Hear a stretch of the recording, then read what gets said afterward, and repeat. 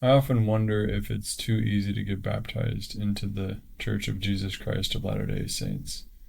Every mission has a threshold for its missionaries, criteria that needs to be met for a investigator friend to get baptized. And typically it looks something like you have to get through the lessons. There's 4 lessons, basically, and then you have to come to church a certain amount of times, 2, 3, 4 times. And then you have to talk to basically a missionary supervisor, it's called a district leader, to see if you can, if you have sufficient knowledge to take on a covenant, if you have sufficient knowledge, understanding of the covenant to take it on. And you can get through all of that in a month. If you said, I want more than anything to get baptized into the restored church, you could wake up, start the process, and it would take you a month. About. And I remember one time on my mission, there was a guy that we met who lived a block away from the church, and he was super excited about the church. He was super, he was excited about life, but he really wanted to get baptized. He was ready, and he was reading the Book of Mormon. And something happened. I can't remember if we happened to see the president, or maybe he met the president for some reason, the president of the mission. But we asked permission to baptize him after 2 weeks of going to church because of some logistic thing. I think he was headed out of town on a trip or something like that. And he was going to be back in a few days. So we got permission. So he went to church twice.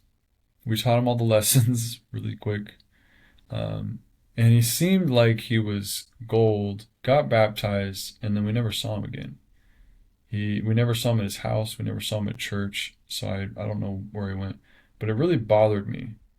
And I thought about it for a long time. And that was in my first year. That was like the first couple months of being there. And about the same time, I had another guy that I had baptized basically like the first week or two. Like I knew him, but I wasn't the one who found him and taught him or anything like that. And after a couple months of being baptized, I go over to the house and his wife and the whole family and everything are there, and they're just like heartbroken. You can tell.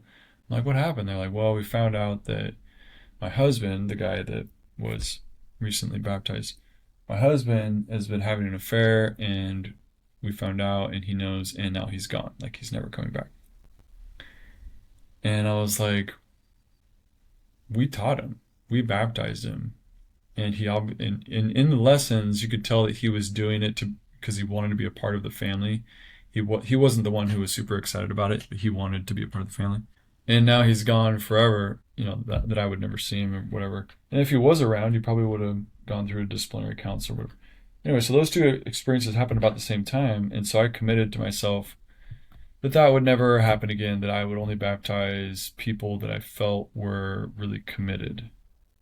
That were genuinely asking me to baptize and were showing the fruits of conversion.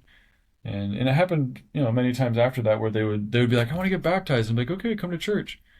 And they'd come to church once or twice, and they're like, okay, can I get baptized now? I'm like, yeah, you can get baptized. Let's keep going to church and see how things look. And so they maybe come to church once, maybe 2 more times, and they stop coming.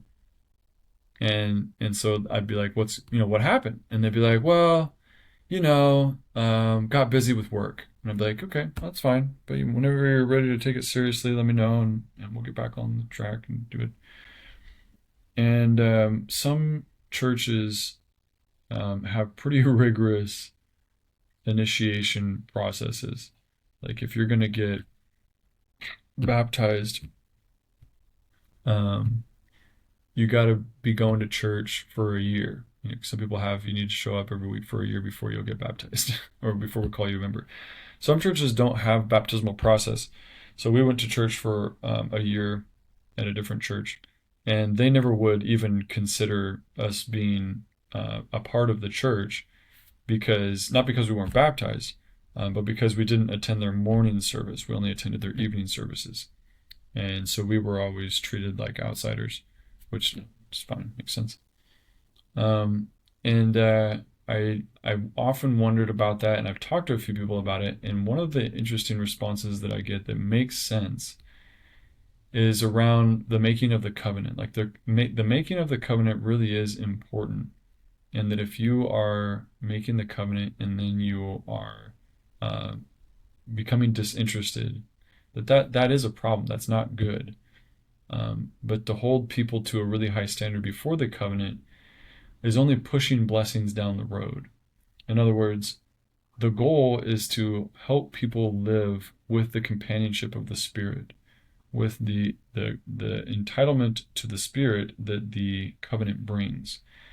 And to offer somebody that blessing of being a part of the covenant is so urgent and important that it does not merit a year's worth of faithfulness just to be able to offer them the covenant that God so wants them to have, to be a part of.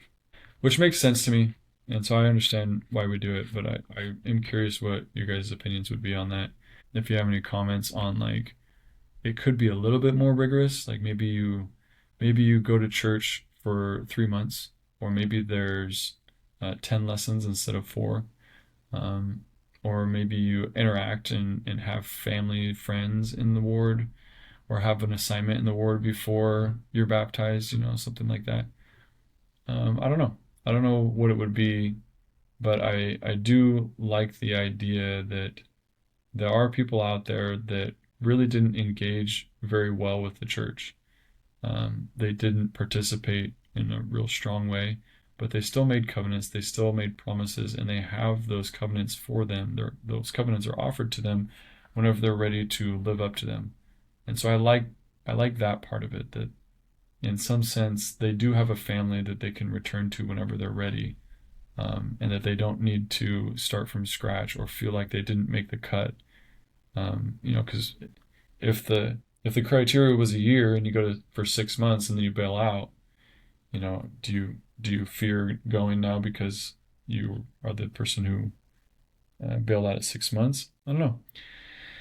Um, and then there's a whole nother topic that I want to talk about sometime about how hard it is to come back to church after you stop going. If you stop participating and you want to reactivate, it seems to be one of the hardest things to do in the church. One of the hardest personal things that you can do is um, effectively disavow and then reavow. All right, see you.